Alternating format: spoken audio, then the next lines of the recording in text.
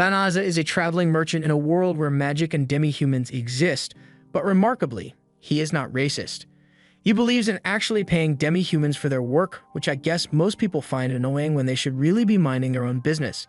It would be great if people didn't discriminate against demi-humans and would just live in peace with them, but that would mean giving up all that free labor, so Banaza is the only one who supports them. By complete chance, Banaza seems to have been summoned to another world to become their hero, but as he appears in the summoning circle, he is totally confused by what's going on around him. He is informed that he was summoned by the kingdom of Clyrode to help them in the battle against the Dark Army since he is a hero candidate, but Banaza corrects them by saying he is not worthy of the title of hero. He thinks there may have been some kind of mistake, but the people around him ignore everything he says and call for a magic orb to be brought up onto the circle by one of the maids. They tell Banaza that the orb will analyze his abilities, and when a hero candidate is summoned, in exchange for having their level reset to 1, the hero candidate is usually given a divine revelation. This is an ability that gives 1 strength that wouldn't be attainable through normal training, however, Banaza just doesn't have 1. And on top of that, his stats are slightly below average for this world, so the summoners start thinking they may have failed again somehow.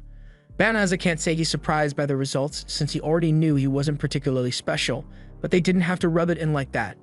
Since he clearly doesn't meet their expectations, he starts asking to be sent back to his original world, but he gets cut off by the fanfare going on in the summoning circle next to him. The people who summon the other guy praise him for having exceptional stats indicative of a true hero, so everyone ditches Banaza and flocks to the side of the new hero to praise him as well. The other guy takes a look at the stats on Banaza's screen, and once he gets a frame of reference for how good his stats truly are, and he immediately lets it go to his head that he is the chosen one. A party is thrown where the king officially appoints the blonde guy as the hero of the kingdom, and while the celebration is going on, Banaza is left on his own. He has never heard of any kingdom called Clyrode before, so he wonders if he is really in another world after all. Regardless, his priority right now should be getting himself back to his original world, but that's going to be difficult since when he finally gets to meet with the king, he is told that the gate connecting to his world has been closed, so there's no way they can send him back now. But not to worry, because they plan to compensate him by kicking him over to a plot of land that they don't use so they never have to see him again. Also, the kingdom messed up by summoning him here and not being able to send him back, so they tell him that he is not allowed to tell anyone about what happened here. With that, Banaza was loaded up into a cart in a rough manner and sent on his way to his new residence in the middle of nowhere. Along the way, Banaza tries to start a conversation with the lizard man who was driving the cart, but the lizard man had been told that he wasn't allowed to speak to Banaza at all, so he declines answering any questions. Banaza tries to get him to open up by asking if he has a slave contract with the king, but the lizard man finds the notion preposterous because slavery was abolished here years ago. He may not get paid the best salary, but he's not a slave to anyone. Humans and demi-humans live in peace here, so there's very little discrimination between them. 20 days into the journey, Banaza has arrived at the Delaveza forest.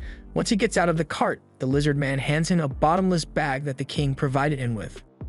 It should have enough food and money for him to last a while out here, but before he leaves, the lizard man turns back to him and warns that the demon lord's army is known to be active around this area, so in his personal opinion, Banaza should get out of here as soon as possible if he wants to live. As the lizard man leaves, Banaza is grateful for the warning. Even if he told him to run away, where exactly could he go when he doesn't know anything about this world? He takes a look at the bottomless bag he had received, and thankfully, it works the same way as the ones back in his old world, so he's able to use it. He looks through the items available and pulls out a sword so he can defend himself if he needs to, but although the sword looks impressive, it's still just a piece of junk. Banaza then notices a few slimes approaching, but since in his world, slimes were passive mobs, he didn't think these ones would be any different. He was wrong. The slimes attack him and he is forced to slash through all 3 of them to save himself. However, the cheap sword is already broken from just 3 strikes. Banaza is now unarmed. He gets a notification telling him that his level has increased from 1 to 2, and when he checks his stats, they all change to this weird sideways 8 symbol. But it's not like he could have gotten infinite stats from just killing 3 slimes. He is also shown that he can now access the voice guidance system, so he initializes it and is shown all the spells that he now has access to. But it's a little too much information for him all at once.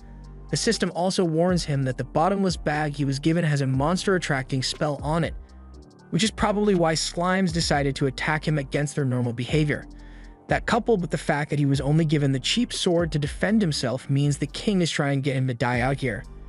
The system tells Banaza that he is able to remove the spells on the bag if he wants, so he does so, and the bag is once again safe to carry around. Now that one problem is solved, he still needs to find a safe place so he can protect himself, but as he was about to enter the forest, the system warned him that the forest is contaminated with dense militium. It's a substance that is produced and dispersed by demons, and it is said to be very harmful to humans if they come into contact with it, so it would be a bad idea to go in there as it is now. The system asks him if he wants to purify the whole forest, and it's actually possible for him to do it, but it will cost him 1/3 of his available magic. Since he is being forced to live here by the kingdom, Banaza thinks he might as well make this place as livable as possible, especially since he has no other use for his magic anyway, so he accepts the terms and a blinding white light is emitted as the whole forest is purified. Banaza doesn't realize the scale of the purification he just did, or what that blinding light was, but he then gets a notification telling him that his level has risen, followed by many more of the same notifications. Meanwhile, over in the castle, the princess is pleading with the king to reconsider his decision regarding Banaza since it is their fault that he couldn't return to his world in the first place. So it's not right to send him to that forest knowing it is an almost guaranteed death sentence. The king doesn't see anything wrong with his actions since he views Banaza as an unworthy piece of trash that was too weak to become their hero. But the discussion is soon interrupted by a messenger who has come to inform the king that the highest level holy magic of purification has just been used within the kingdom. The king immediately believes it to be the work of the blonde hero since he had set out towards the south to take on the demon lord, but the messenger reports that it couldn't have been him since the purification magic didn't come from the south, but rather the northern Delavisa forest. Back to Banaza, the level up notifications have finally stopped and he is now level 367. But he doesn't know how he got to this point when, to the best of his knowledge, he hasn't killed any monsters yet. He assumes he might just gain experience from the act of using magic, so he turns off his level up notifications because it would be annoying to have to listen to that many notifications over and over.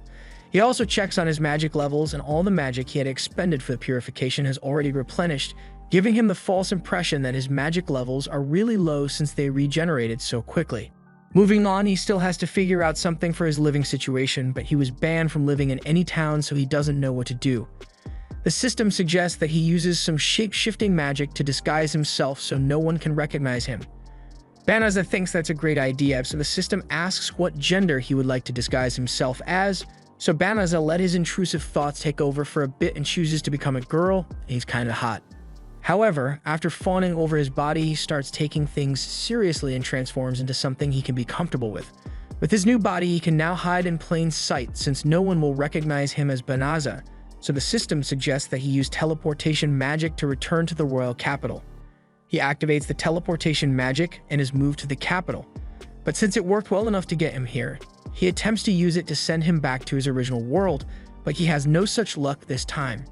Since he's going to be stuck here for a while, he's going to need to find a way to make money. And since this world seems fairly similar to his former world, he wonders if there's a guild he can register at. He later arrives at the Adventurers Guild and he registers under the name Fleo to keep his real identity secret. After registering, he goes over to the notice board to check out what quests are available since he needs to make some money, but he doubts that he'll be able to get anything good since he is just a new adventurer. Just then, he notices a girl who is looking for an escort to take her to the Delavisa forest, but with the rumors that the Demon Lord's army is stationed there, no sane adventurer is willing to go there for any amount of money. They tell the girl to just wait until an attack unit is sent up there to clear out the forest so it will be safe again, but the girl remains determined to go there now because her family is in danger, so the adventurers stop interacting with her and push past. Fleo approaches the girl and tells her that he is willing to take her there. And it shouldn't take long at all since he can just teleport straight there. Upon hearing Fleo say he can use teleportation magic, everyone in the guild begins talking about him since teleportation magic is something that only the very best sorcerers can use.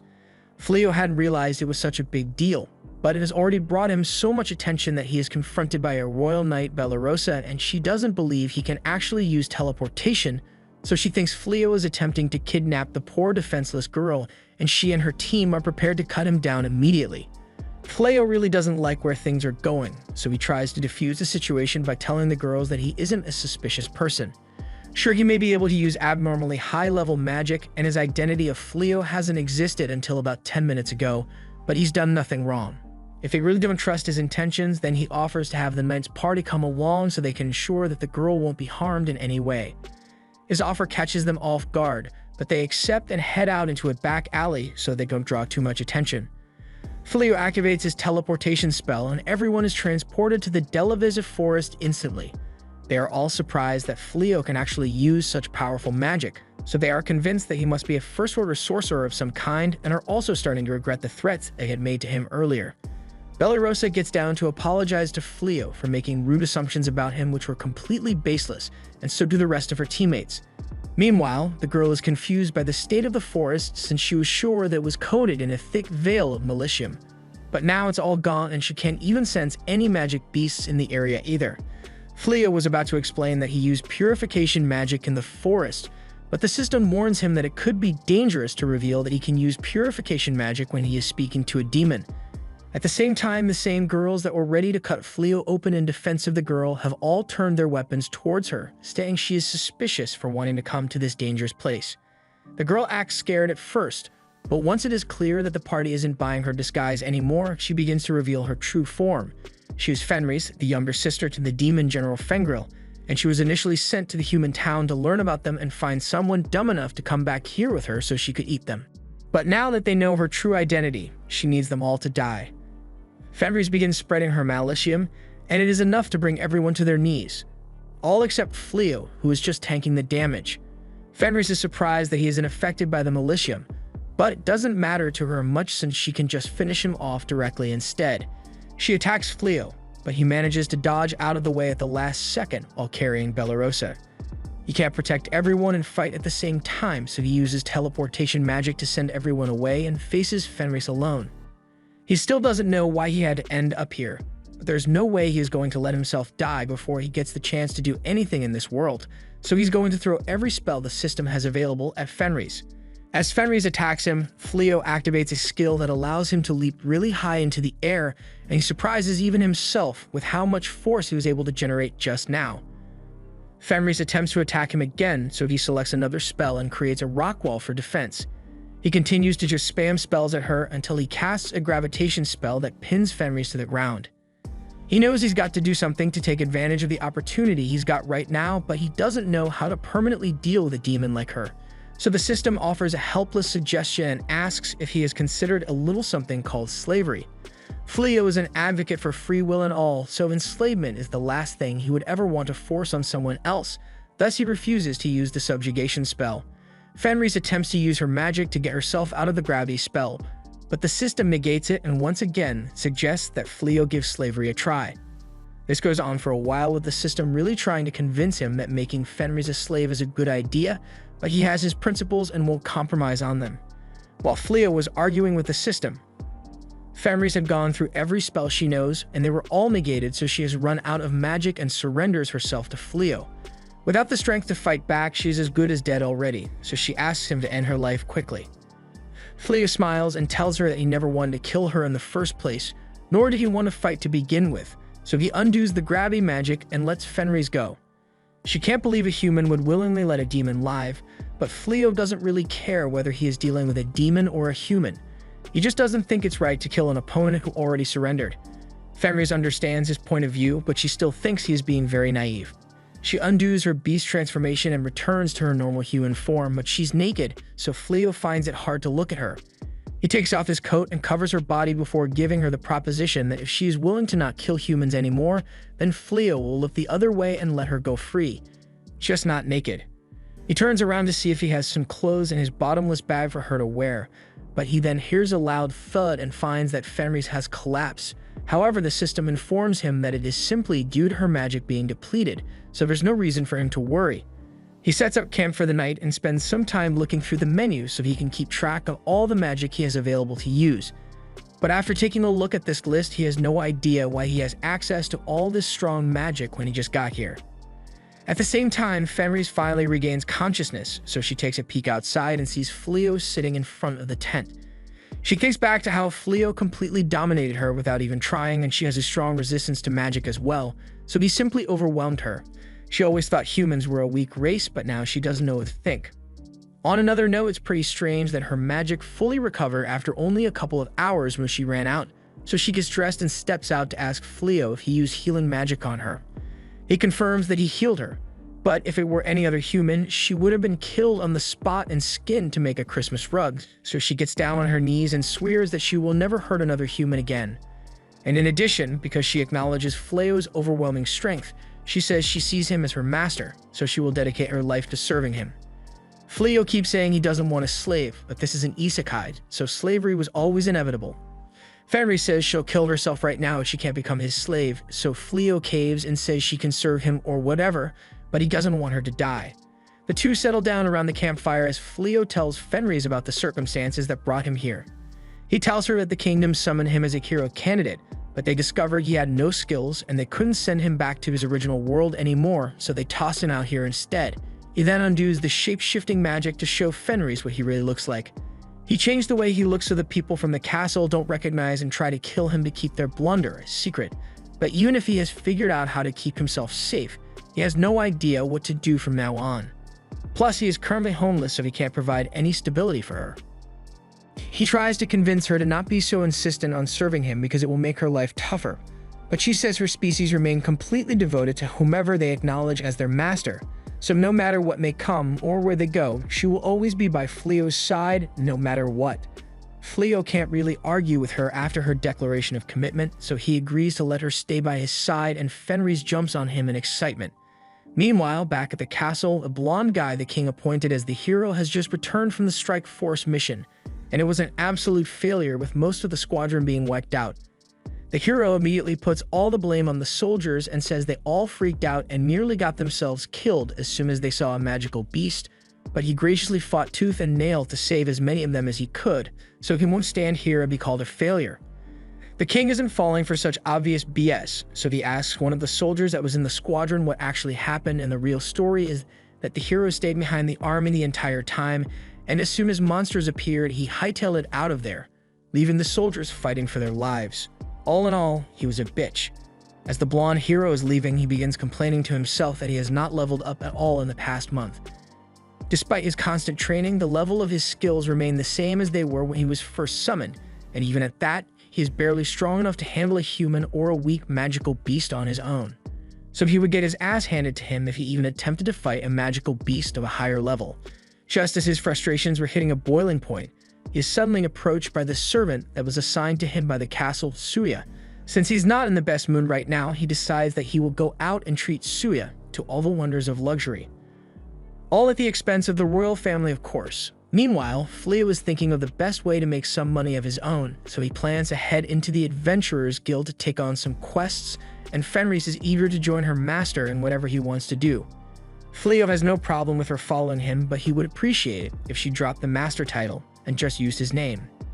As they are walking through the market, a man calls out to Fenris to get her to buy some veggies, thinking she and Fleo are a married couple. It's an honest misunderstanding, but now that he thinks about it, Fleo believes it may be easier to travel around this world with Fenris if they acted like a married couple, but only if she's okay with being married to him.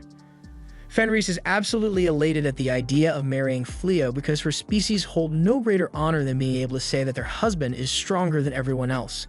Fleo feels the need to clarify that they will just be pretending to be married to one another, but Fenris doesn't care about the little details as long as she gets to call them her darling. After getting to the Adventurers Guild, Fleo has a guild ID issued to Fenris as well, and she's a little embarrassed because having this means she and Fleo will have a matching accessory. And in her culture, there is something similar which is done as part of a mating ritual. The guild receptionist pretends she didn't hear that whole conversation and just asks Fenris what name she would like to register under, so Fenris merely gives her full name and demon army title, but Fleo stops her in time and just puts down Ray's for her name. Later, Ray's apologizes for nearly getting herself exposed, but he says it is fine since nothing bad happened. Just then, a bell is heard ringing as the receptionist announces that there is an urgent quest they need handled. A huge group of psycho bears have been sighted near the city, and they are heading here right now. Those are the same bears that the blonde hero ran away from, so the adventurers are all scared to tackle this one. To incentivize them to accept, the guild is prepared to offer 10 times the usual reward for the psycho bears, making this a really good way to make some money, especially since there are no rank requirements, but Fleo is still hesitant to accept. Fenris doesn't get why he is so scared since she is sure he could take out the bears in no time, but he still doesn't know just how strong he is, so hearing that the hero lost to these bears has him spooked. To prove to him that he is actually really powerful, Fenris decides that she will go out and fight the bears herself, and if she wins, then it will be proof that Fleo is superior to the hero since he is already confirmed to be stronger than her. They both teleport to the last location where the psycho bears were spotted, and they find a house nearby which the guild told them they can use as a base while they hunt. Fenris is glad Fleo decided to come with her, but she lets him know that she can handle a couple of psycho bears by herself. Even if she is confident in her abilities, Fleo can't bring himself to just let her do it on her own, and besides, there was a spell he wanted to test out, so he might as well do it here. Just then, they hear screams coming from over the cliff, so they rush over to see if someone is in trouble. They find a group of psycho bears attacking that adventuring party that Fleo teleported away while he fought Fenris. Fenris still doesn't like them, so she suggests they just pretend like they didn't see anything and come back for the bears later. But the girls are about to be killed, so Fleo jumps in and uses his lightning magic to take out a bunch of the bears, and since Fleo got himself involved, Fenris jumps down to take out the last bear by stomping it into the ground. However, she still complains that Fleo is being too nice. As Fleo jumps down as well, the knights recognize him and give their thanks for him once again coming to their rescue.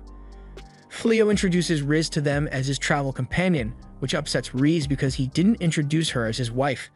A moment later, a giant psycho bear sneaks up behind Riz and tries to attack her. But since she's in a bad mood right now, she simply stares at it, and the bear realizes that it does not want to fight anymore. It falls backwards and lays there, leaving everyone confused. But they soon come to learn that the bear just gave up and surrendered to them.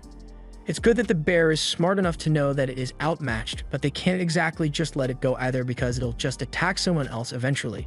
Thus, they come up with the idea to keep this psycho bear as a pet so it doesn't attack people anymore. Fleo takes a look at the system and finds something called restriction magic that will keep it from going wild, but even though the bear is tame now, it will still cause a panic if they just walk around with it like this, so he uses shape-shifting magic to make it look like a bunny. The knights can't believe they just witnessed someone tame a bear and then transform it into a bunny, but absurdity aside, Fleo and Riz are definitely powerful, so Belorosa has a request to ask of them. She wishes for Fleo to train them to be able to defeat monsters on the level of psycho bears. After the hero came back from his defeat, he blamed the knights for being too incompetent and threw a tantrum, locking himself in his room until they become strong enough to fight so he doesn't have to. Now, it's a completely unreasonable demand, but the king had no choice but to accept, so he ordered the knights to go train themselves. So far, it has been going about as bad as you would expect considering they nearly got killed back there, so they would appreciate it if he trained them. Fleo doesn't know how to respond since he doesn't really understand how his magic works in the first place. He really doesn't want to have to go through the effort of training them, so he tries to use Riz's bad mood as a reason to back out. He tells the knights that she's actually his wife, and he really just wants to spend time with her, so he can't help. But once Riz hears him call her his wife, she becomes so happy that she agrees to have Fleo train the knights. Since there's no backing out, Fleo warns them that he isn't confident in his teaching skills, but he'll try his best to help them regardless. Meanwhile, over in the Demon Kingdom, the Dark One receives a report that there is an individual who possesses magic strong enough to instantly purify the entire Delevisive forest, so the Dark One orders that he be captured at any cost. The next morning, Fleo wakes up to find Riz just staring at him while he sleeps, and when asked why she is doing so, she answered that they are a married couple now, so it is perfectly normal for her to stare at him while he sleeps. We get a flashback to the previous night when Riz was fully prepared to be taken to Pound Town as Fleo's wife, but Fleo still hasn't come to accept this whole arrangement as reality, so he refuses to spend the night with her. Riz is a little hurt by his rejection, but Fleo assures her that it's not that he doesn't like her, but there are a lot of steps to be taken before baby making is on the table, so for now he plans to just sleep out in the hallway so that Riz can have the room to herself. But she counters by saying Belorosa and the others would start to suspect something was off about their marriage if Fleo refused to sleep in the same room as Riz. Therefore, Fleo concedes and now has to stay with her while they are here, but even if mating is off the table, Riz still wants to do wide things for Fleo, so she offers to help him get dressed for the day. Fleo doesn't need her help, but since it's a harmless gesture, he doesn't resist as she takes off his shirt. But at that moment, Balirosa enters the room, and considering the situation, she feels like she is seeing something she shouldn't, immediately leaves. Later that day, they begin the training they agreed to do, but as Balirosa is faced with a giant boar, she runs away as soon as it charges at her. The warrior tries to take over as the damage dealer, but she takes one swing, and she's immediately out of moves because that's all she knows how to do. Before she can get gored, Riz tells Balanov to stop being useless and use her magic to help, so she deploys a defensive spell which is able to block the boar's strike. Fleo then tells Bylary to shoot at the boar, but when she does, this is all the damage the arrow manages to do.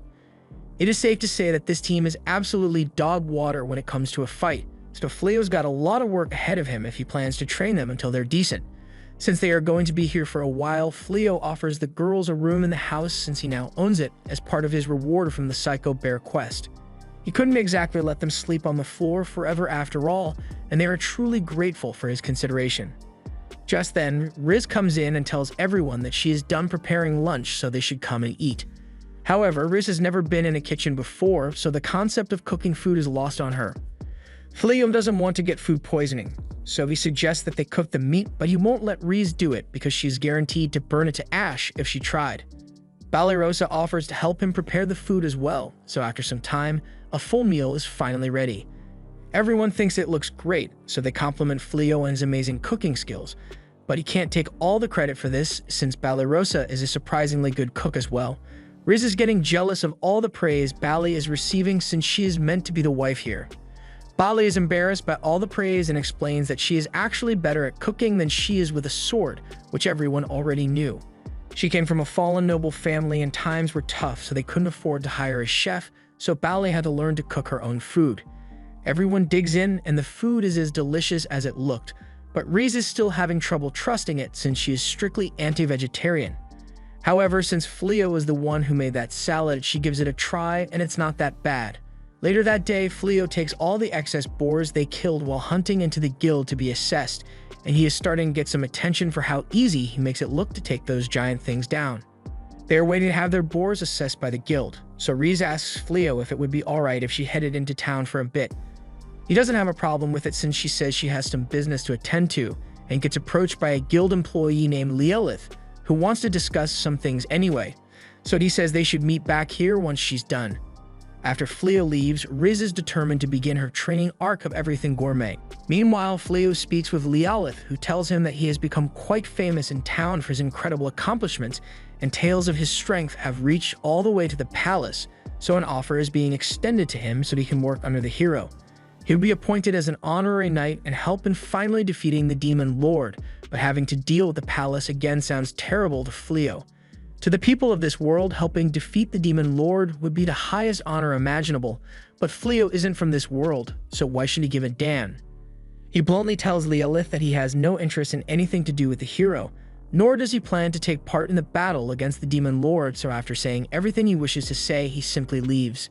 As he steps outside, he finds Riz waiting for him, but she looks like she got caught in a fire, so he is really worried for her well-being. In the time she was gone, she tried to take a cooking class in order to win Fleo's love, but she underestimated how hard it is to follow a recipe and things didn't turn out so well. However, she is still determined to keep trying until she can make a meal that doesn't qualify as charcoal. And over in the castle, Blondie is intent on getting these amazing adventurers in the guild he has heard so much about to join him so he can get them to do all the hero work for him instead. As a result, for the next month, Fleo and Riz have been receiving unsolicited requests to work under the hero, but they are rejected immediately every time. It has gotten so annoying that Riz is considering taking a more violent approach to the rejections so they don't come back, but Fleo knows the messenger is just doing his job, so he shouldn't have to suffer the consequences. More importantly, they have to return to training Bali and the others. As he heads to the backyard, he finds Blossom tending to the garden, and it is really flourishing under her care because she wants to do something as thanks for all the help he has given them. Which is nice and all, but she has been using this as an excuse not to train her sword skills for a while now. Out in the forest, Riz is trying to get Bylary to try firing arrows at a living target like an archer is meant to. But Bylary is too chicken to fire any arrows at the actual chickens because she thinks they are so cute, so Riz tries to persuade her with a counter-argument. They could eat fried chicken if she shoots it. Bylary still refuses to do it, so her training has hit a dead end. Meanwhile, Bolano is on the brink of passing out due to mana exhaustion.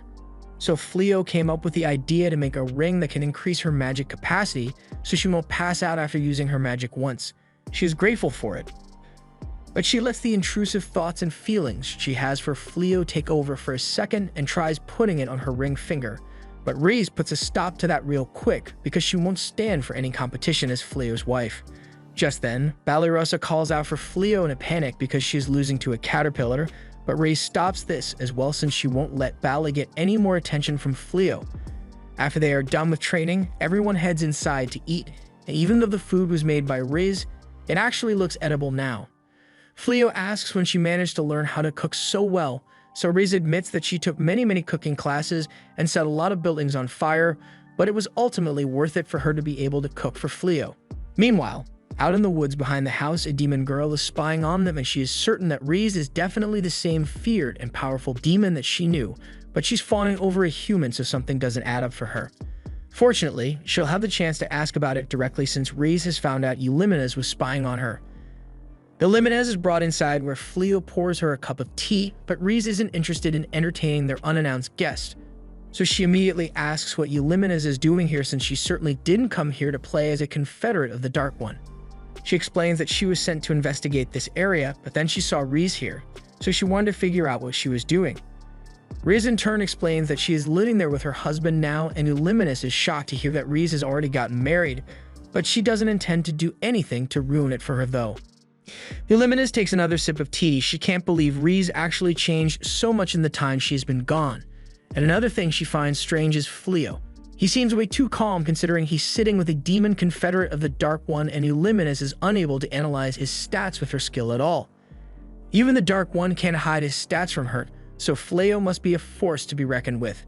She changes the subject and talks about how things around here have been changing for a while now, like how the Delavisa forest suddenly became devoid of all magical beasts overnight. Hearing this, Fleo finally recalls the purification spell he used in the beginning, and since all of his other spells seem to be crazy powerful, his purification must have succeeded in purifying the entire forest. Euliminez takes a moment to process what he just said, because if he really did purify the forest, then that means he is the one who killed Fengril and his entire army. In other words, he killed Fenrir's brother, and Euliminez can't believe Fenris would choose to marry him even when she knows he is the reason her brother died. Reese tells Euliminez to shut up for a second since all the accusations on Fleo are getting annoying, but when Fleo asks if she was aware that he killed him, Reese confirms as much. There aren't that many people in the kingdom who are capable of using purification magic on such a large scale, so it was kind of obvious that only Fleo could have done it, but in the end, Fengril was a proud warrior, so he wouldn't want his death to be pitied, even if it was caused by a ridiculous powerhouse like Fleo. And besides, if he didn't want to die, then he shouldn't have let himself get killed. Reese fell in love with him for his strength, so regardless of who he has killed, her feelings about him won't change one bit.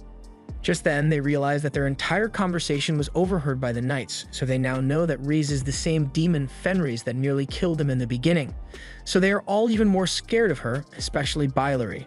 Seeing that Fleo is a major threat to the Dark Army, Euliminez asks if she can have a match with him so she can see how strong the man Fenris Mary truly is. She believes she can take both of them down at once this way, but Reese isn't going to let it happen because she thinks Euliminez is trying to steal her man. Fleo eventually agrees to the match, and the rules are set so that magic is allowed and it will go on until someone surrenders. Euliminez thinks she has this in the bag as she leaps into the air and casts one spell to distract Fleo, while another one comes from below. However, Fleo dispels both in an instant and counters with his own spell, which ties Euliminez up in the air. She is unable to move or defend herself, so she surrenders. The next day, Fleo has a much-needed talk with the knights and apologizes for not telling them who Reese actually is because he thought it would cause trouble. He understands if they wish to report him to the castle, but Fenris tells them that she has completely devoted herself to Fleo, so she isn't a part of the Dark Army any longer. Bally agrees that they would normally have to report this to the castle, but given the fact that Reese isn't a threat anymore and has been helping them for the last month, they may just forget to mention this to the king. Reese is glad to hear this, but then her attention is drawn outside as Euliminez has returned and she's being a sore loser, so she brought a whole dragon army to defeat Fleo. However, instead of fear, Fleo is more so amazed because this is his first time seeing dragons in person. Euliminez orders the dragons to fire at him, so Fleo counters by striking them all down with his magic. In an instant, the strongest dragon army of the Dark One has been reduced to a pile of bodies, and the ones that manage to survive mope the hell out of there since they aren't getting paid enough for this. Blossom tells him he is amazing for being able to handle that many dragons at once, and if she knew it was going to be that easy, she would have thrown her hoe at one of the dragons so she could get the Dragon Slayer title, but Fleo doesn't see a reason why she can't still try. He tells her to throw her hoe at one of the dragons, and as she does so, he buffs the attack, making it powerful enough to pierce through a dragon's neck. She manages to get the title, so the others all rush to Fleo to ask for his help as well, but all the dragons have already left, so they are out of luck. Meanwhile, Lord Gull of the Dark Army has been watching everything and is shocked that Fleo possesses so much power despite not being the hero, so he decides to go and challenge him personally to end this. After their last unwanted guest, Fleo decides to put up a barrier around his house so he will be able to tell as soon as anyone steps foot on their land. Riz is glad that they now have a security system, so if Eulimina's attempts to come back here again, she'll send her packing immediately. Even just thinking about her makes Riz really mad, but Fleo tells her to calm down since it's not that big of an issue. Riz doesn't get why Fleo is being so kind to Eulimina's when she was the one who attacked him first, but it's not so much that Fleo is trying to be nice to her. It's more so because he feels guilty for accidentally killing all those demons in the Delaveza forest without knowing. However, he keeps his guilt to himself and tells Riz it's nothing, so they both get ready to head back home. Meanwhile, back at the house, the girls are all still staring at Blossom's status screen, and Blossom is humbly bragging that she has the Dragon Slayer title. While they are all still admiring it, Valorosa leaves the group and says she is heading off to hunt for the day. The others think it is noble that she is so dedicated to her training, but in reality, she left so she could cry her eyes out because she wanted the Dragon Slayer title too. The Dragon Slayer title is something so extraordinary that every adventurer works really hard in order to get it at some point, but Blossom just got it for free. However, while she was still sulking, she is approached by a man from behind, and he asks for directions because he is here to meet an old friend of his. Valorosa finds it strange that someone would be out in a forest full of magical beasts with such little gear, so she remains cautious and asks who he is here to meet while gripping her blade. The man answers that he is here to see Riz, but if that's the case, then Valorosa deduces that he must be a part of the Dark Army and draws her sword on him. She asks what business he has with Riz, so the man explains that he doesn't want any trouble, and just came here to catch up with her. But if he's not welcome, then he'll take his leave for now. But he asks Valorosa to deliver a message for him and asks Riz if she would be willing to have a chat with him over some tea.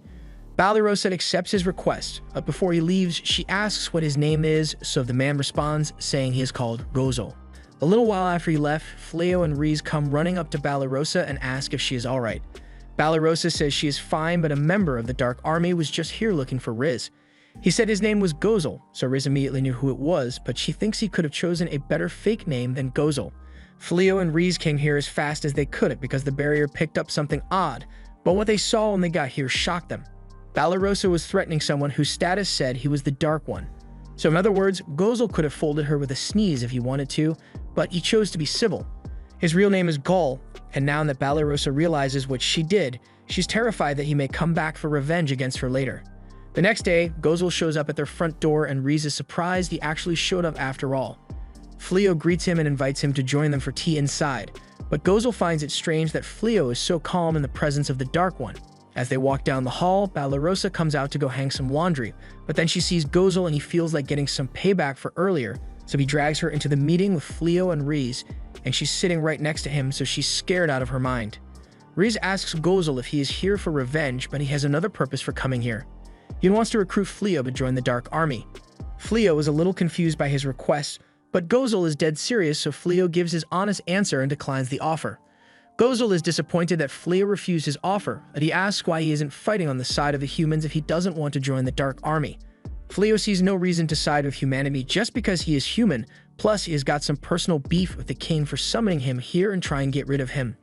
On top of that, he doesn't even know the reason for this whole war since he's not from this world and no one ever explained it to him. Gozel takes it upon himself to explain the war to him. Although it has been going on for so long that there are a few people who still remember the actual reason the war started in the first place, but as far as Gozel knows, it started when the first Dark One arrived in this world after being transported here.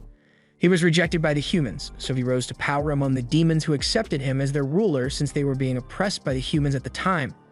That's how the war started, but the longer it dragged on, the more ill will accumulated and stopping it will become almost impossible without one side being eradicated.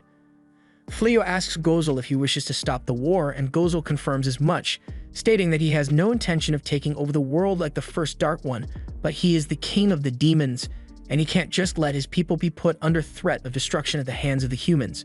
He unleashes his demonic pressure and asks Fleo once more to join him. But Fleo remains unfazed and reiterates that he has no intention of siding with the humans or demons in this war. Seeing that Fleo is going to be changing his mind on the matter anytime soon, Gozel accepts his decision and gets up to leave, but he makes it clear that this doesn't mean he has given up on winning Fleo over to his side. As he leaves, Gozel thinks to himself that he never would have imagined that he would find someone who could withstand his presence so easily, and she didn't even throw up on herself, so Gozel now has an interest in Balarosa. As he leaves, the other girls come over to check if Balarosa is still sane after what she just went through, and she is definitely going to need some therapy to process this. Balarosa settles for the next best thing and just stays in bed the whole day, so the next morning when she wakes up, she walks downstairs and greets everyone, only to find Gozel in the kitchen having breakfast with Fleo and Race. Riz still doesn't like him being here, so she wants him to just eat his food and leave, but Fleo thinks she's being too rude to him. Gozel spots Balarosa and says she should come eat with him, but she doesn't want a repeat of yesterday, so she makes up an excuse about needing to get herself dressed first and runs away. But that just makes Gozel more interested in her. Later, she tries to sneak out of the house so she doesn't run into him again, but he was already onto her, so he was waiting outside the door. He tells her he would like to have a chat with her, but she is still really scared of him, so she uses her sword training as an excuse to run away again. The next day, Gozel approaches her again, but she still finds more excuses to avoid him, although that won't stop him from pursuing her. While all this was going on, some spies of the king had been watching Fleo's house and reported that a demon has frequently been visiting him for unknown reasons. The king is enraged that Fleo would ignore his summons, but would then go and join the demons, so he is ready to send soldiers after him. However, the first princess, who is apparently the only voice of reason in the castle, tells the king that it is a bad idea to send soldiers after Fleo now, since they don't know for sure if he actually sided with the demon army or not. And it's just a bad idea in general to antagonize a person who is so powerful. The king refuses to listen to logic and common sense, and things won't get any better because the blonde hero arrives in the throne room, single-handedly dropping the average IQ of the room by 20 points. He has come here with the brilliant idea to force Fleo into fighting in the war, so he asks to be given some soldiers to go and threaten him, because that's totally going to work out in his favor. Over in the Demon Kingdom, Gozel is about to head out to Fleo's house once more, but Euliminus doesn't think it's such a good idea since Fleo is really dangerous. But Gozel doesn't see it that way since Fleo is actually a really understanding person. A lot better than the king who just ignores reason in favor of violence. If he has any chance to win Fleo over, then it would be in his best interest to take it. However, he hasn't forgotten about the ongoing war and is making plans to have his troops move out soon. Meanwhile, back at Fleo's house, he has been working on a prototype of some new equipment made of dragon scales so he can sell them in town. It will take a while before he can make it good enough to be sold, but once he's done, they'll be able to make a decent income off it. Riz asks Fleo if he's sure he made the right decision in rejecting the king's offer to fight, because at least that way he would receive far better rewards than anything he gets now, and he wouldn't need to worry about money. It wouldn't have been hard for him with the abilities he possesses, so she asks if he chose not to fight the demon army because she is a demon. Fleo tells her that it's not because of that, but rather because he knows he possesses incredible power, so he could probably destroy the human or demon kingdom if he wanted. With that much power, he doesn't want to fight anyone as long as he doesn't have to. Just then, they hear a knock at the door, and Riz is sure it must be Gozel again, but Fleo's barrier didn't detect any demons in the vicinity, so it can't be him. As Fleo goes to answer the door, he is greeted with the unpleasant sight of the blonde hero's face and an army of soldiers. He tells Fleo that he has two choices here. Either he can choose to become his subordinate and help defeat the Dark One, or the blonde hero will declare him a Dark Army informant and cut him down immediately. The hero really thinks he accomplished something with his statement, so he is basking in the glory of his own ego. However, Fleo just tells him, "No, I don't think I'll do that." He makes it clear that he doesn't want to fight in the war at all, so he won't be siding with either the kingdom or the Dark Army, but that just makes the hero threaten him as a traitor. The girls speak up and say it's unfair to decide that on his own since Fleo is most certainly not a traitor, but that's exactly what traitors would say, so he threatens to arrest all of them for treason as well. Since he went and involved everyone else in this, Fleo decides that if he can't stay here without fighting, he'll just go somewhere else. If Fleo is leaving, then everyone else says they will go with him as well. Since everyone is in agreement, Fleo casts his teleportation magic to move everyone, as well as the house and land. The hero is stunned by Fleo's ability to use teleportation magic, so he is starting to realize that he may be the inferior one here. Just then, the soldiers spot the man they believe to be a demon, so the hero tries to salvage the situation and orders his men to capture the demon. Gozel is confused why there's a huge hole where Fleo's house used to be, but when he is surrounded by soldiers from the kingdom, he realizes that they must have forced Fleo to leave the area, and he is really angry about it. So much so that he vows to teach them a lesson and calls for his troops to immediately begin their assault on the Clyrode kingdom. Back at the demon castle, Euliminus, as well as all the other demons, heard the declaration of war, so they all awaken to fight. Seeing this, the hero does the only thing he knows how to do and runs away while leaving his soldiers to die. Meanwhile, Fleo has successfully relocated his house to a plot of land near a village called Hauto. Fleo came here a while ago to sell some dragon scales in town, and since it's really far from the capital, there's no way that either the hero or the Dark One will be able to find them, which especially relieves Balarosa because she didn't want the Dark One to end up proposing to her. Fleo apologizes to Reese for having to move so suddenly, but she doesn't mind where they go as long as she gets to stay by his side, and to celebrate their relocation, she decides to cook a wonderful feast for Fleo and the others, which they are all excited for. After Gozel had the order to begin invading the kingdom, several attacks have been carried out as they made their way through the kingdom's outposts. The situation has gotten so dire that the king receives reports saying that the northern barrier may not be able to hold them back much longer. It's at times like this that the kingdom would need their hero to stand up and fight for them, but unfortunately, the wimp went and locked himself in a fortress on the other side of the country so that he wouldn't have to fight. The king expected as much from that coward, but he's the best they got, so he orders for him to be summoned here immediately. In the meantime, he orders for the mages to be assembled in the capital so they can cast a purification to handle the demons, but that plan isn't without its own risks, since if the northern stronghold were to fall while they were casting the spell, they would be completely defenseless. Meanwhile, outside the kingdom's barrier, the Dark One is overseeing the invasion efforts when he receives a report from his subordinate Greenel, who tells him that the preparations he asked for have been made. Hearing this, Gozel tells Euliminus that it's time to withdraw from the battlefield, but she is confused about why he wants to retreat when they are the ones with the advantage here. Gozel explains that the king is likely planning to use large-scale purification magic soon, and he doesn't want any of his demons getting eradicated by it. So as the king and his mages all gather together to cast the purification spell, they indeed manage to activate it, but it helps them kill a total of 0 demons since everyone already left. On to more interesting topics, Fleo is still on the other side of the country from the war and has just returned home to Reyes, who is really happy to see him, almost a little too enthusiastic, so Fleo is feeling slightly concerned. Everyone gathers for dinner, and Reyes asks Fleo how business went today and if he managed to find any buyers for his wares, but he hasn't really gotten to advertise any of his products yet since he is still just scoping out the competition. He needs to know what the average quality and prices are for this area before he does anything, and Blossom seems to have been considering selling her vegetables in town as well to at least pay Fleo back for letting them live here for free. Fleo assures them that he doesn't require payment for their accommodation. Meanwhile, over in the castle, the priest tells the princess that the purification spell they cast will have an effect for the next 3 months, so during that time, the demons won't be able to continue with their attacks. However, if things go on like this, the kingdom won't be able to hold out. Many of the mages have been sent into comas from having their mana depleted after casting the purification spell, and they'll need at least 2 or 3 months to recover. And while the king is respectable for doing his part to activate the spell, it also left him in a state of incapacitation, so he won't be able to do any more until he recovers. As such, until he wakes up, the princess will assume the duties of ruler, and the first thing she's going to do with her new authority is fire the blonde hero from his position as hero. The kingdom was on the brink of destruction a few moments ago, and yet the hero didn't bother to lend his aid, nor did he even leave the stronghold he is hiding in. The retainers are all hesitant to agree since they can't go to war without a hero, but it's not like the current one was being them any help, so they ask if she wants them to begin preparations for another hero summoning. Unfortunately, with most of their mages down for the count, they aren't going to be able to complete another summoning spell, so they'll need to consult the oracle for help. A while later, the former blonde hero has just received the news that his hero status has been revoked, so he is now just the blonde loser. He tries to argue his way back into the stronghold by saying he was appointed by the king to be the hero, but the guard is sick of his shit, so he just dumps his stuff in front of him and walks away. That night, while Fleo and Reyes are in bed, he asks if she's still asleep, and when she responds, he tells her that he's thankful for everything she has done for him. He knows it must be hard enough for her to live with humans to begin with, but she also pushes herself to do the housework and act as his wife, so he is really grateful for it since there's no way he would have had such a peaceful life if he were alone.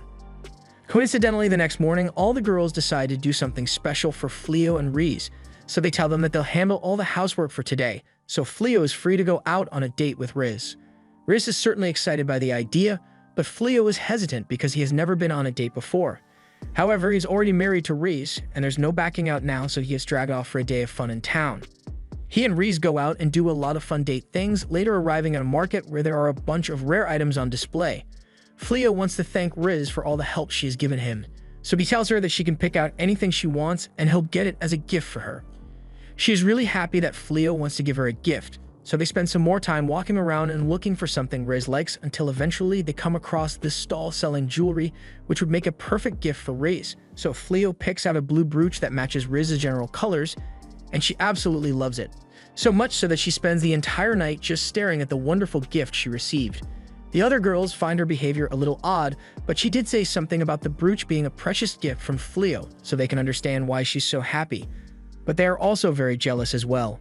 Later that same night, Fleo was in bed trying to sleep, but he felt two soft things pressing up against his body, so he opened his eyes and found Riz hugging him tightly. He is embarrassed that he's now sharing a bed with Riz, so he asks her what exactly it is that she's trying to pull, but then he realizes that she's already out cold from exhaustion, and they did have a pretty packed day together. Meanwhile, the blonde loser has somehow managed to break into the castle treasury unnoticed and is currently digging through the stockpile as a last-ditch effort. His side piece is still sticking beside him mostly because she wants to see what happens and if the blonde loser can somehow regain his status. And rather than just accept that he's no longer the hero and do something like steal a chest full of valuables to live the rich life, he's instead searching for the items in hopes of finding something that can kill the Dark One, as if the kingdom wouldn't have used it already if it was here. As he continues searching, he thinks back to the amazing magic he saw Fleo use to get away from him, and he is still frustrated by the idea that a commoner can use magic far greater than anything he can pull off. If only he were blessed by the plot armor gods, then maybe he could actually be capable of holding the title of hero. His rant of self-pity seems to have drawn the attention of some unknown entity, and this entity speaks directly to the blonde loser, telling him that he can grant him the immense power he wishes for, and all he needs to do is come into this spooky and clearly dangerous hidden. Inside, he finds a sword and a stone which the voice tells him to pick up, and if he does, he will receive the power he wants so desperately. There are a lot of red flags being raised, but the promise of power is too great for him to pass up, so the blonde loser pulls the sword from the stone, and immediately after, he is blown back. Once things settle down, a woman named Hayat is standing before him, and she proclaims herself to be a djinn who commands light and darkness before asking if the blondie is the one who freed her from her prison. He is scared at first, but once he understands the situation, he stands up and confirms that he is the one who set her free. Haya is thankful for his service, so she promises to grant him any 3 wishes he desires, and with a promise of anything he wants, Blondie knows exactly what he wants to do. Meanwhile, back in the castle, the princess has summoned the Oracle Ashura to assist her in saving the kingdom, and since they don't do this often, Ashura knows shit must have hit the fan really bad. The only thing protecting the kingdom right now is the effects of that purification spell, so they need to figure out what to do before it wears off. The princess wants Ashura to try and look into the future to see the best course of action, but before Ashura can look into the future, black collars appear around the heads of everyone in the room. No one understands what's going on since they can't take the collars off, but the princess knows exactly what this means, so she orders the guards to go down to the treasury because someone is down there messing with powers they don't comprehend. In the meantime, Ashura explains that the collars around everyone's necks are called the collars of sacrifice, and it is used by a particular djinn when she's granting a wish. The purpose of the collar is to take the heads off the victims once the wish is granted, but the people have no idea why anyone would use something so dangerous. The princess tells them that long ago, a former king of Clyrode had used the djinn to make a wish to defeat the Dark One of the time, but while his wish was granted, it is said that half of all living things on the continent were sacrificed as a result. Through the efforts of many of the greatest mages in the country, the djinn was successfully sealed away so that a catastrophe like that would never happen again. The seal isn't one that is easy to break, but it seems like whoever managed to free the djinn has already made a wish, and that means everyone here is doomed. The princess says they have time to live until the djinn grants this person's wish, so she asks Ashura to find out the best way to avoid dying here. Ashura understands and begins looking for a solution to their predicament, and a few moments later, she has found the answers to all their problems.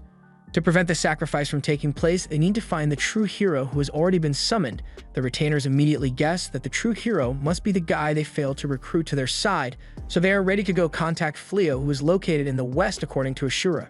The Goat Man wants to send every single soldier available to look for Fleo, but the princess knows they can't afford to divide the units that have been tasked with defending the kingdom, so instead, she says she will personally look for Fleo. Meanwhile, Fleo is in a weapon shop and has just shown his completed dragon scale shield to the owner, who's really impressed. He can tell that the weapon is made of genuine dragon scales, but it is rather rare, so Fleo makes an excuse about having a top secret supplier he acquires this stuff from. The shop owner agrees to buy this shield for any price that Fleo wants to sell it for, but under the condition that Fleo sell any other weapons he has in stock to his shop. Fleo is more than happy to agree to that, but he also has a request for the shop owner to direct him to the most trustworthy wholesaler he knows. The shop owner agrees to direct him to the best wholesaler he knows, and all the while, Riz and Balarosa are watching Fleo work and are really impressed by his negotiation skills. Balarosa, for one, is really jealous of Riz for having Fleo as her husband, but Riz gets jealous and was about to decapitate her on the spot for thinking about stealing Fleo from her. Balarosa tries to de-escalate the situation by explaining that she just meant she would love to have a man like Fleo. But if that's the case, Riz reminds Balarosa that Gozel is infatuated with her, so he's always an option, but Balarosa has mixed feelings about her admirer being the Dark One. Fleo exits the shop soon after and walks over to Balarosa to thank her for introducing him to this place. They start leaving and Riz expresses how wonderful she thinks it is that Fleo's business is going well, but she's a little sad that he will have less time to spend with her overall. So she asks that he try to make time for them to hang out together. Fleo is happy to make time for Riz, however, a moment later, he receives a warning from the system telling him that a djinn is approaching. He turns around and finds Haya floating there, and after confirming that the man before her is indeed Fleo, she prepares to fulfill the wish of Blondie. And that is to murder Fleo because he didn't have enough brain cells to think of something better. Riz realizes what's about to happen, so even though Fleo's system deploys an automatic defense shield, she runs out in front of him and ends up getting slashed in the process. Fleo is in shock from what he just witnessed, but all the djinn can think about is how she happened to miss her intended target, so this time she decides to fire spells all around in order to make sure Fleo dies, but his automatic defense magic is able to block it all.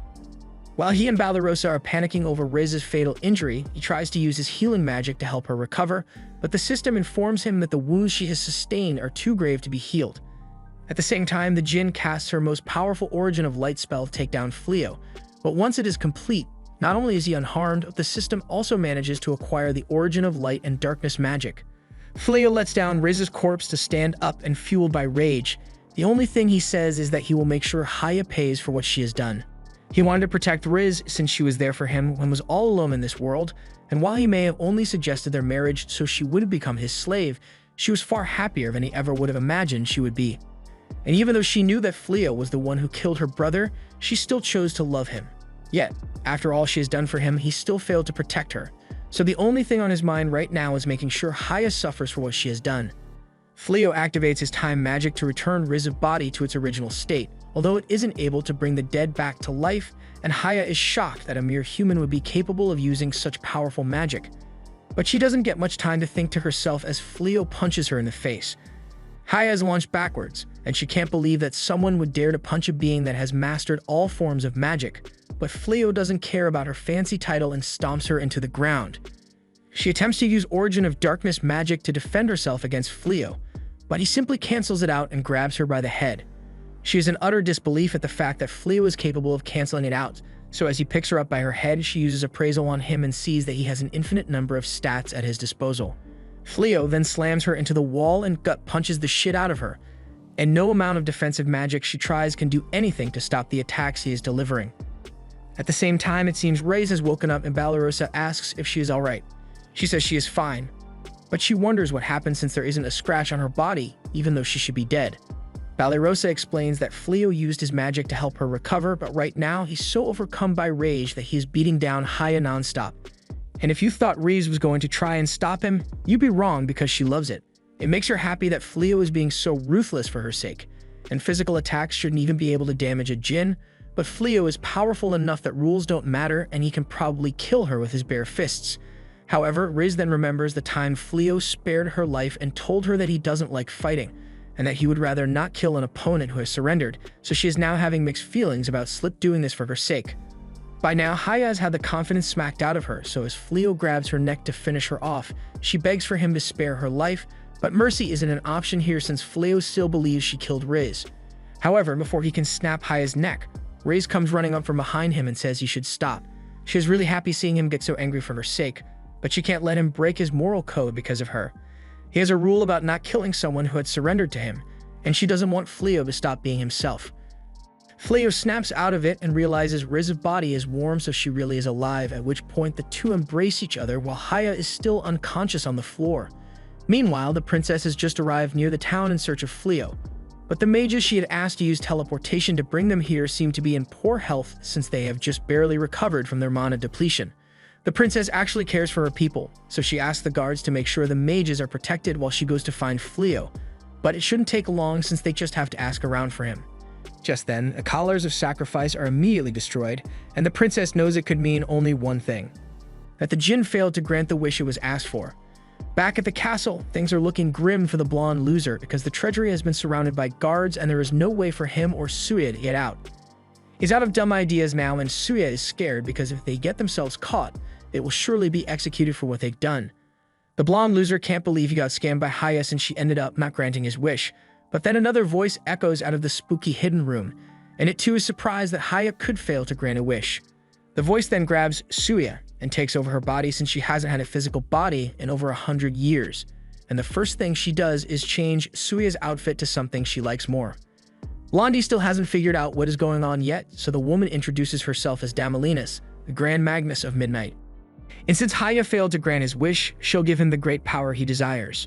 Although she never said he was going to like how he gets his power. Damalinas then rides the monster Blondie out of the treasury and is ready to take revenge on all the nobles that sealed her away, but as she exits, she notices the teleportation circle that the princess used to go look for Fleo, and she assumes it must have been used to try and escape because they knew she was coming. So she flies off to eradicate every last noble in the land, including all their successors and descendants.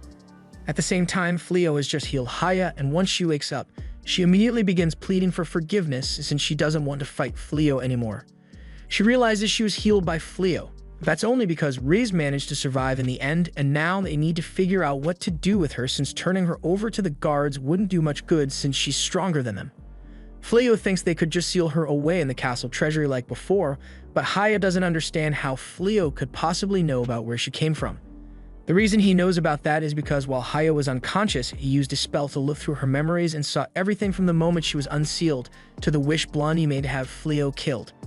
He knows she's a djinn that grants wishes, but only at a massive price, so if he just sends her back to the castle, then the same thing might just happen again one day. Therefore, Riz decides that it would be a good idea to make Haya Fleo's servant. Fleo tries to reject the idea, but Riz stops him and mentions that she is well aware that he doesn't want a servant, but they can't trust the castle to keep Haya under control, so they should keep her close by. It also helps that Riz loves how strong Haya is, so Fleo gives in and agrees to let Haya join them. But he asks Riz if she is really alright with it since Haya did kind of kill her back there. Riz is indeed frustrated by it, but in the end, it was her own lack of strength that allowed Haya to defeat her in the first place, so she can't be mad about it. Since Riz isn't angry at Haya, it doesn't make sense for Fleo to stay mad at her forever, so he extends his hand and says that as long as Haya promises to never take another life again, that he is willing to forgive her. Haya is stunned because humans are so unwilling to part with hate and resentment that they have desires that make them willing to sacrifice others. She takes his hand and pledges to serve him with every inch of her body and every ounce of power she possesses, and Fleo apologizes for taking things too far when he was fighting her. However, Haya tells him that there's no need to apologize for, since if she's being honest, she kind of liked it. Riz can sense some Fleo-related shenanigans brewing in Haya's mind, but Haya denies it. That aside, Fleo realizes that he has done quite a bit of damage to the town. But since time manipulation magic worked with bringing Riz back to life, he figures that it could probably restore the town back to its original state as well. However, before he activates it, Haya asks him never to use that kind of magic again. She explains that time manipulation is magic only for individuals within a certain range, but if care is not taken, then there could be discrepancies between those within the range and those outside of it. And that could easily lead to a lot of unforeseen consequences. As long as Haya is the one using it, she's able to narrow down the target to only one individual, but it was never meant to be used by a human. If that's the case, then Fleo asks why he has access to a spell like that, and Haya believes it is because he is a supreme being. As a supreme being, his skills are infinite, and with infinite skills, he is able to use a type of magic known as Epiphany, which allows him to learn any magic and all associated types of magic if it is used against him once. So when Haya attacked him, he was able to learn all the magic that a djinn is able to use, but as she mentioned before, using time manipulation magic is incredibly dangerous, so she asks that he refrain from using it again.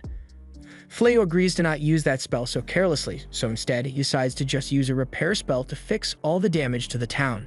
Later, Flea returns home and introduces Haya to the rest of the girls, and they are all terrified of the idea that someone as powerful as her will be living here. Haya doesn't really have a home, so Fleo thought she might as well live here, but that doesn't put any one of the others at ease. Balarosa comes in and says the room is ready for Haya, and to calm the others down, she says that Haya probably won't kill them as long as Fleo is around. That night, Fleo has a lot of self-reflection to do since he broke his code of pacifism today and found out that he is some kind of supreme being, but then Balarosa finds him and asks if everything is alright since he is just sitting by himself.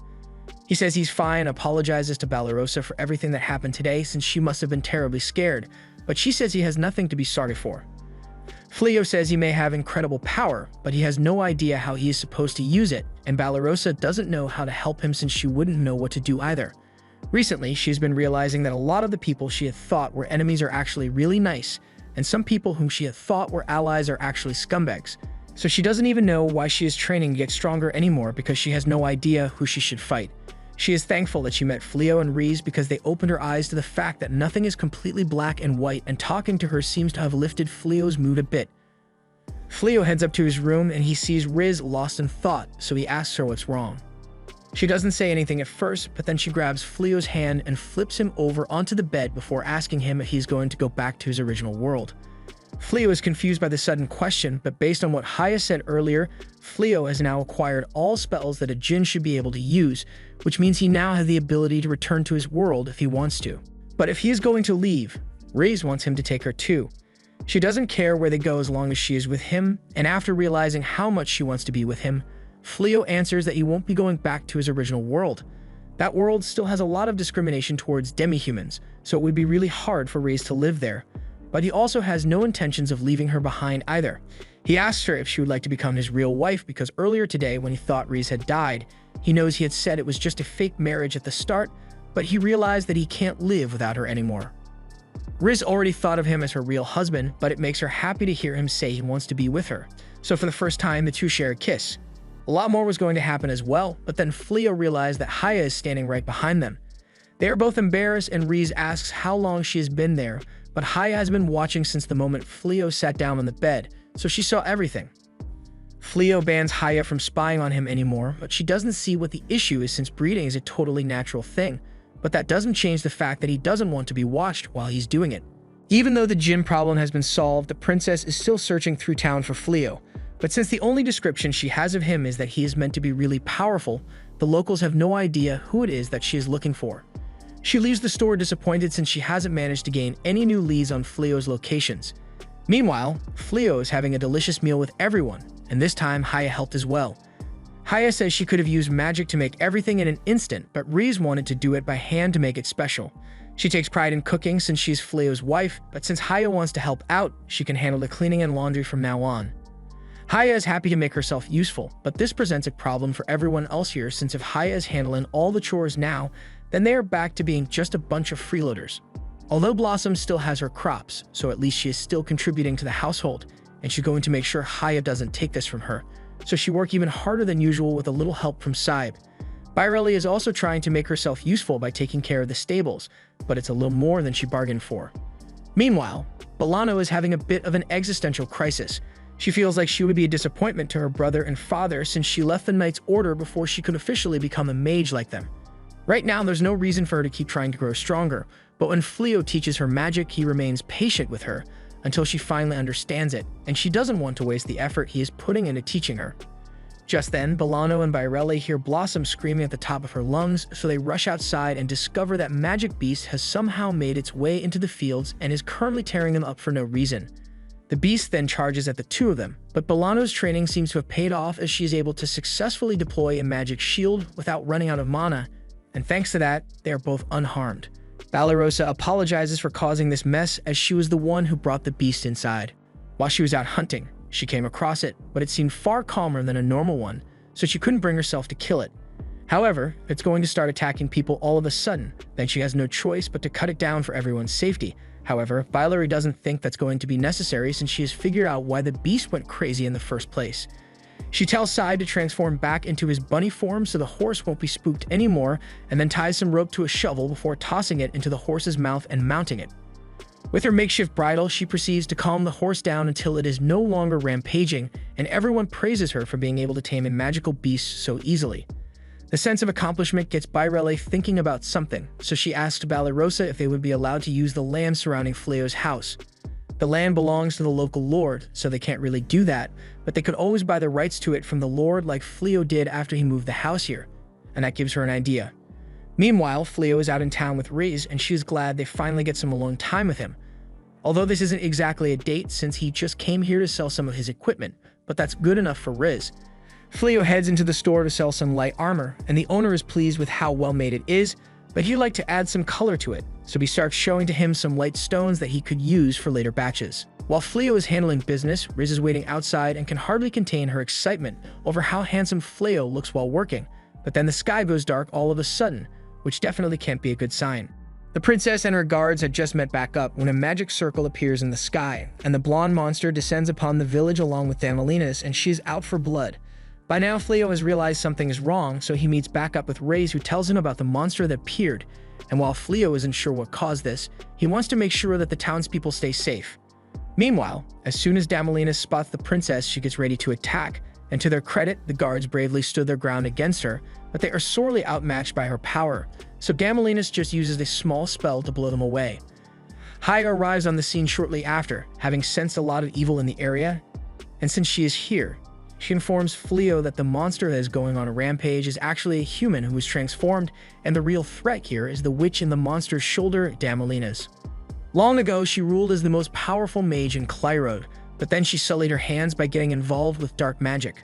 Before she could cause any harm, the hero of the time defeated her, but even with her body destroyed, her spirit remained through the sheer force of her hatred, so they had to seal it in a pedestal which coincidentally is the same one Haya's sword seal was placed in. As such, Haya feels partially responsible for Damalinas being freed, even though it was pretty dumb for the royal family to think sealing two powerful threats in the same place was a good idea. She tells Fleo that she would like to handle Damalinas herself, and Fleo has no complaints, but he reminds her that the safety of the people should remain the #1 priority. Meanwhile, Damalinas is laughing in the face of the princess since she's only got one guard left standing, and his legs may be jiggling like crazy, but he deserves a raise for his commitment. The princess recognizes Damalinas from the historical texts, so she knows just how screwed she is, and Damalinas wants to save her every moment as she gets her revenge against the royal family. However, before the princess can be turned to mush, Haya casts a fire spell to protect her.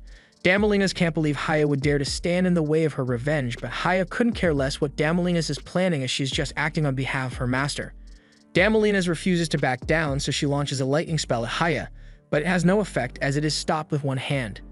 Haya stands at the pinnacle of magic in this world, and since Damalinas is a being of this world, then regardless of how powerful she may appear, no magic she possesses will ever be able to harm Haya. Since magic doesn't seem to work, Damalinas switches tactics and gets the blonde monster to try stomping on Haya, while she also casts another attack spell, but it still does not affect Haya whatsoever. Damalinas is starting to get desperate, so she unleashes all the dark magic she has at her disposal in order to make the blonde monster even bigger so she can cause as much destruction as possible. And it certainly would have been able to do a lot of damage if her spell had lasted more than 3 seconds, but Fleo soon comes running up and says he saw the evil-looking spell being cast, so he decided to use release magic to cancel it out. Haya apologizes to him for not being able to handle Damalinas quickly enough and for causing him so much trouble, but Fleo doesn't hold it against her at all. Haya still wants to make it up to him though, so she asks to be allowed to finish off Damalinas, and once she is given the green light, she uses a spell to suck her soul out of Tsuya and turn her into a piece of candy, which Haya then swallows without hesitation. Fleo asks it is really alright for her to just eat Damalinas like that, but she says is perfectly safe since Damalinas is now sealed with her mindscape, where she will be tortured, re-educated for as long as it takes until she changes her ways. That aside, they don't know what to do about the blonde hero since he basically caused this whole mess, but Fleo doesn't want to have to waste his breath talking to him, so they're just going to leave him for the castle guards to handle. Just then, Princess Elizabeth comes up to them and she is glad to have finally found Fleo, so she introduces herself to him and profusely apologizes for all the disrespect he has had to endure from the king and the previous hero. Fleo tells her there is no need to apologize, but he is surprised to find out that they actually fired the blonde hero. The blonde hero had already caused so much trouble, so it was an easy decision for Elizabeth to make, and now that the kingdom is without a hero, she hopes Fleo will be willing to return with her to the castle and become the true hero of the kingdom. Fleo appreciates her asking nicely, but he is still going to have to refuse the responsibility. If she is looking for a hero, then she would be much better off finding someone who won't hesitate to use their power for the sake of humanity. But that person is not going to be Fleo, since he doesn't particularly care about humanity here. All he wants is to be able to live in peace with his wife, so he doesn't want to get involved with any political matters at all. Later, Fleo has finally returned home, and he is immediately bombarded by the girls who have a request to ask of him. They were hoping he would consider expanding his territory because Byrelli wants to start catching and rearing magical beasts, and Blossom wants to extend her farmland so she can grow more crops. With the two new activities, they'll be able to haul the extra vegetables into town with the horses and sell them for extra profit. Riz likes the idea, but she is concerned that the magical beasts won't obey them since they are just humans, so she thinks it might be better to just get horses instead. Byrelli thought of that, but keeping horses ain't cheap, and the magical beasts will probably turn out peaceful if she lets them roam around in a large open field for a while. Fleo is on board with the idea, so he says he'll go talk with the local domain lord to get his permission, and the girls are thankful. But Byrelli says they would like to do the negotiation and purchasing on their own, so they'll be properly contributing to the household. Fleo doesn't have a problem with it, but land is pretty expensive, so he wants to make sure they know how much they are going to spend if they want to buy the land themselves. After some brief calculations, the girls are stunned by the figures they see before them, and they can't believe land is still so expensive all the way out in the countryside. Fleo explains that since he arrived here, demons stopped showing up, so the land prices skyrocketed due to the increased safety. The girls start considering selling all their stuff in order to be able to afford the land, but Fleo tells them there is no need for that since he'll pay for the land himself. He'll be part of the house anyway, so it's only fair that the house owners buy it. He'd be happy if they just took care of the land for him. But the girls don't feel like they would be contributing much in that case, so instead, they settle on a deal to pay Fleo 30% of the profits they make from using his land. The girls are happy with the arrangements, so they all eagerly begin working on the new land once Fleo purchases it. And since they are on the topic of farming, Fleo suggests that they grow something that can't normally be framed in this area to maximize profits. He will be able to control the climate around the crops to some extent, so it should be possible to pull off, but Blossom is against the idea since she believes farming should be done by hand and she doesn't want to accept any extra help from Fleo since this is meant to be her way of paying him back. If she really doesn't want Fleo to get involved, then Haya offers to do the magical climate control instead, but Blossom still refuses on the grounds of magical farming not being natural. Haya isn't going to push the issue, but she does mention that doing it without magic is going to be terribly inefficient, and Balana sides with her, urging Blossom to let Haya use magic on the farm because she is interested to see how it turns out. They notice that she is fully dressed for something, so she tells them that she was just about to head out to the Magic Academy since she was accepted there. She wanted to attend so she could relearn magic from the basics, but after the application test, they thought she was qualified enough to become a teacher there, and it's all because Fleo taught her how to be a lot less of a screw-up with magic. Fleo helped her realize that magic can be used for much more than just combat, so she really wants Blossom to try growing crops with magic as well. And after a little persuasion from Fleo, she finally gives in. Now, everyone is doing their part to contribute to the household income, except Balarosa, who is still technically a freeloader. While watching them, Fleo tells Riz that he has also thought of something he wants to do long-term, and his goal is to open a shop one day. Riz loves the idea and promises to tell all her friends about it, so they'll come on the opening day and she'll make sure they all take human forms since her friends are demons. It's a little off-topic, but Fleo takes the moment to give Riz a gift he had made for her. It's a wedding ring, and he wants Riz to accept it to officially commemorate their marriage, and she happily does so.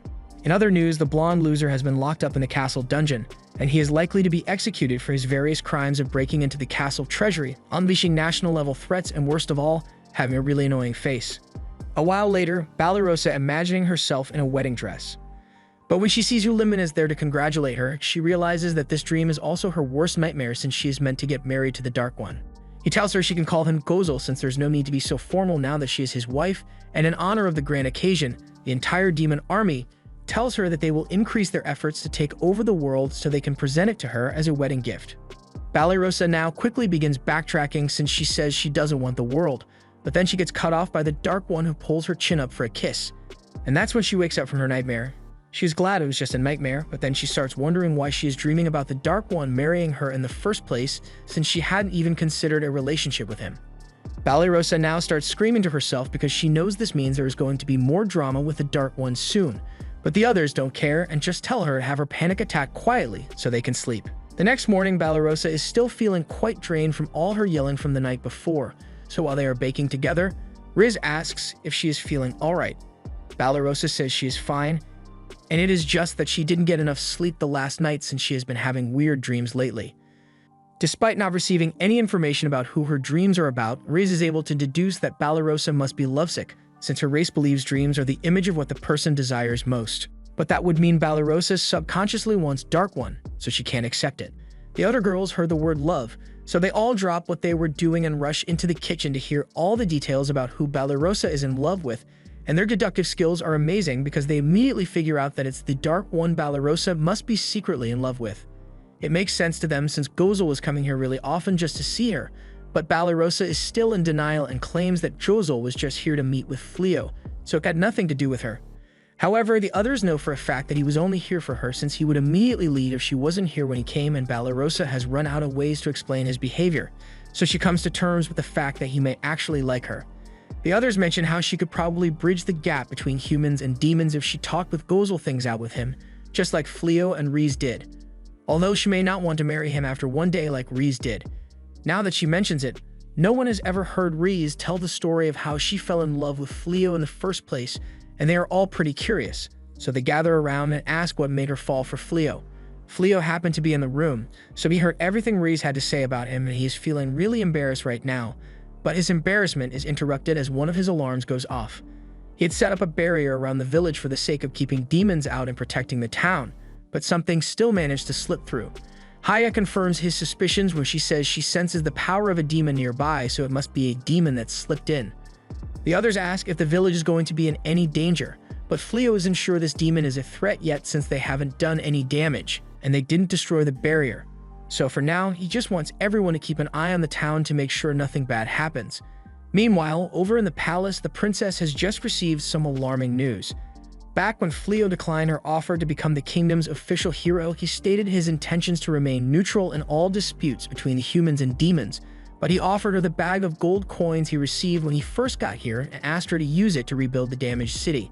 The alarming part in all this is that the gold coins Fleo had are not in circulation among the public, and as far as the retainer knows, there is only one person who they have given those coins to before, and that would be Banaza, the man they summoned as a hero and then banished immediately after. He suspects that Fleo and Banaza are the same person, and if that is really true, then it's no wonder Fleo is greatly opposed to having any business with the royal family. Before anything else, she wants to formally offer an apology to Fleo for the way he was treated when he first arrived. However, as she is thinking of how to go about it, a guard comes to inform her of some more worrying news. The blonde loser and Suya have somehow managed to escape their holding cells and have fled the castle.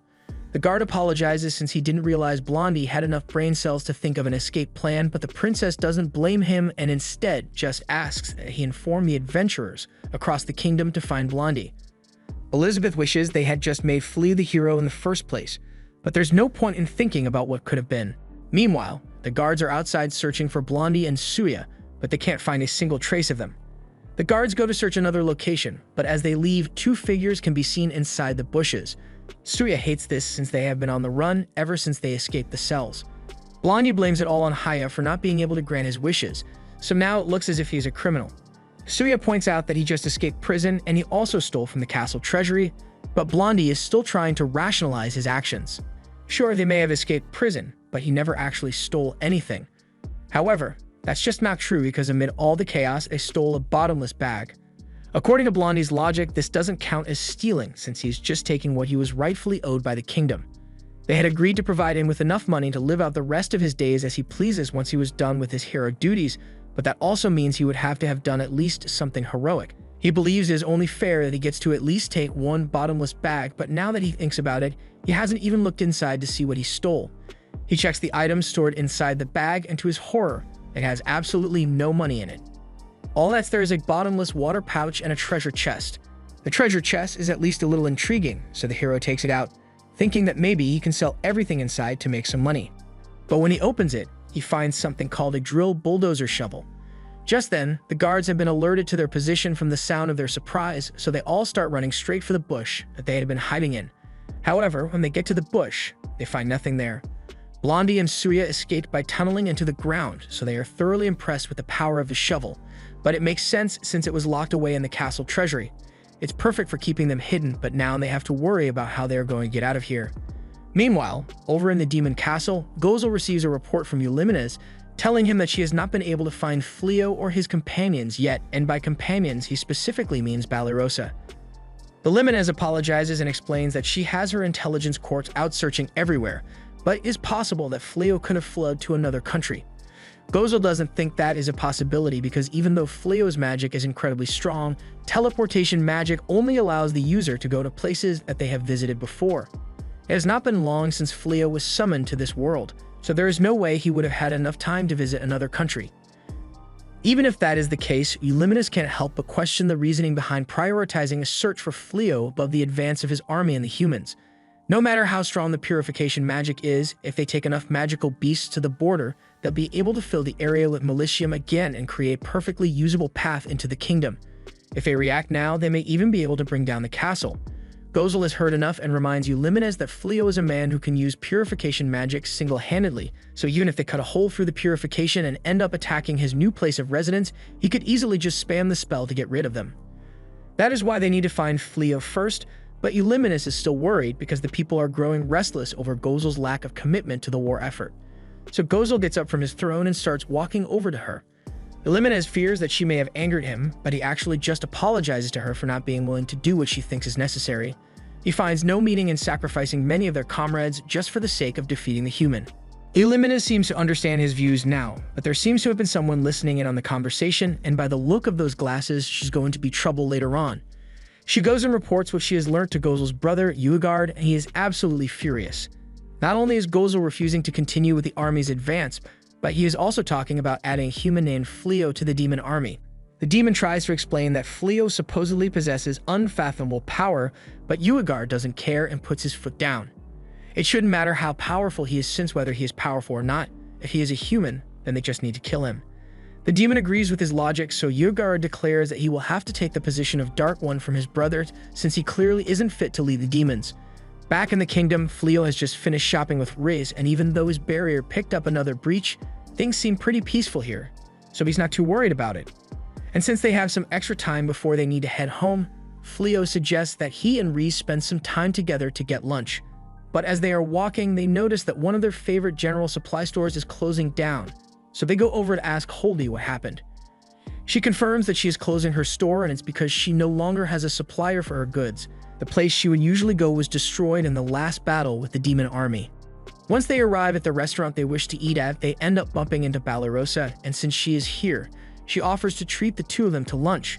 Riz is disappointed that her romantic lunch with Fleo is ruined. She is also wondering what made Balirosa want to treat them to a meal all of a sudden. She explains that she recently had her adventurer rank go up by 1, so her reward money has increased. But internally, she reveals that she just wanted to shake off the demon that has been following her. Regardless of her reasons, she still wants to thank Fleo and Riz for all that they've done for her, so Fleo and Riz accept her offer. However, before they can actually go in to eat, Haya shows up in a panic because a being of immense power is heading this way, so she asks Fleo to stand back so she can defend him. But then, much to Balirosa's horror, they all realize that it is Gozel.